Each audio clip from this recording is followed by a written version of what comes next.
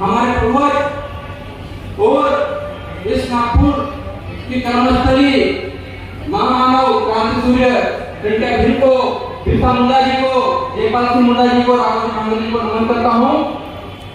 और मंच पर उपस्थित साथ ही इस कार्यक्रम में उपस्थित इस देश के मूल मालिकों को मैं क्रांतिकारी जोहार और जय आदिवासी पेश करता हूँ। आज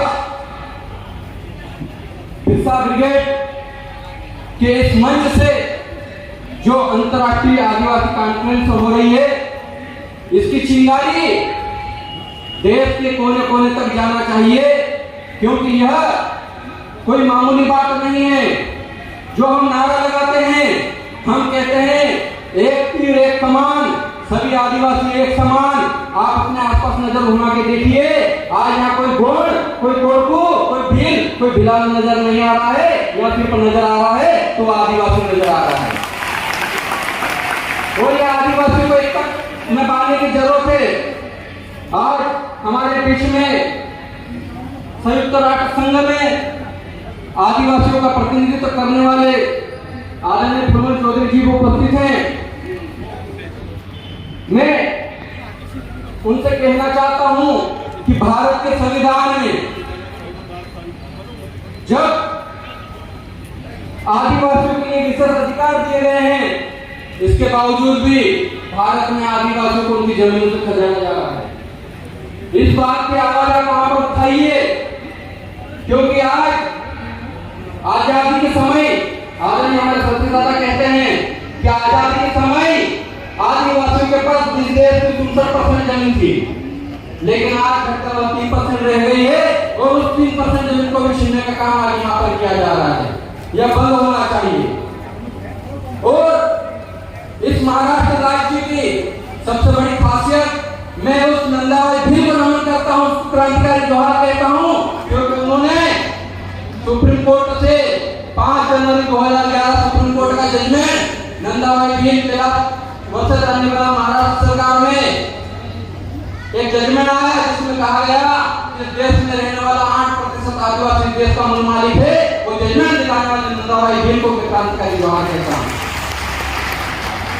वो इसी महाराष्ट्र की धरती से हैं और हम लोगों को संविधान में जो विशेष अधिकार दिए गए हैं, 13(3) के तहत ग्राम सभा को पावर दिए गए हैं, उन ग्राम सभाओं की मंजूरी के बगैर भी आदिवासियों की जमीनें छीनी जा रही है।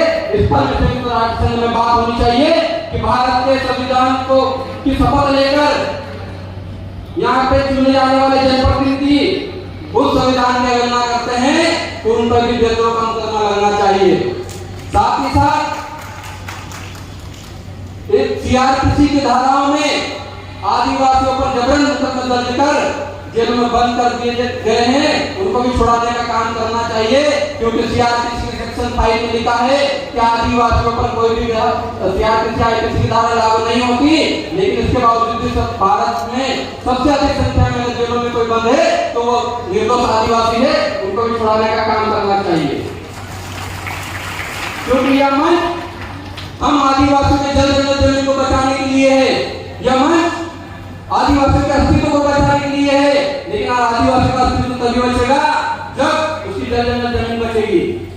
लोग कहते हैं ये देश किसी और का है, तो एक नारा है मुल्क पर राज है तुम्हारा, इसका मतलब यह नहीं कि यह मुल्क तुम्हारा है। मुल्क पर राज है तुम्हारा, इसका मतलब यह नहीं कि मुल्क तुम्हारा है। कई पीढ़ियां है दफन यहाँ जहाँ घर तुम्हारा है। आप मूलस्थल से लेकर आखिरी तक खोल खोल के देख लीजिए आदिवासी के अवशेष मिलेंगे। हम ऐसे ही आदिवासी देश के मूल मालिक नहीं है। इस देश का पहला मानव, इस धरती का पहला बीज जो नर्मदा में अमरकंटक के पास पैदा हुआ, वही आदिवासी देश का मूल मालिक है। तो इतना ही कहूंगा कि हम को धर्मों में बांट दिया गया है। हम आदिवासी लोग कहते हैं कि आदिवासियों को जनगणना के कालम दे दीजिए। हम नया कालम नहीं मांग रहे, हम लोग कह रहे हैं कि 1871 से लेकर 1941 तक जब ब्रिटिश शासन यहाँ पर था, तब जनगणना एबोरिजन, इंडिजिनस, एलिमिनेशन के तौर पर होती थी, वही कालम हमको दे दीजिए, हम आदिवासी इस देश के मालिक है, सबको पता चल जाएगा। लेकिन जयपाल सिंह मुंडा जी के बार-बार कहने पर भी आदिवासी को आदिवासी शब्द न देते हुए अनुसूचित जनजाति कर दिया गया, ताकि आदिवासी समाज की गोंड भील बिलावा कोर्ट में बैठा रहे। लेकिन मैं इस मंच के माध्यम से कहना चाहता हूं कि भील बिलावा गोंड कोर्पू से ऊपर उठकर आदिवासी को अपनाइए, आदिवासी को एकता के सूत्र में बांधिए। बस इतना ही कहूंगा, आदिवासी इस देश का मूल मालिक है। हम वनवासी नहीं आदिवासी हैं, हम वनवासी नहीं आदिवासी हैं, हम आदिवासी नहीं देश के मूल मालिक हैं। सभी को एक बार पुनः क्रांतिकारी जोहार, जय आदिवासी। एक नारा लगाना चाहूंगा, हम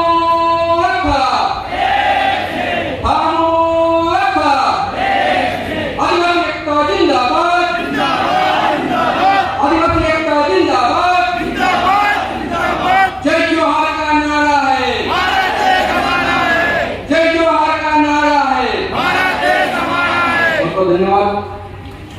ये स्टेज के बाजू में जो लोग हैं वो सब लोग इधर हो जाइए। हमारे बीच में फूलमन चौधरी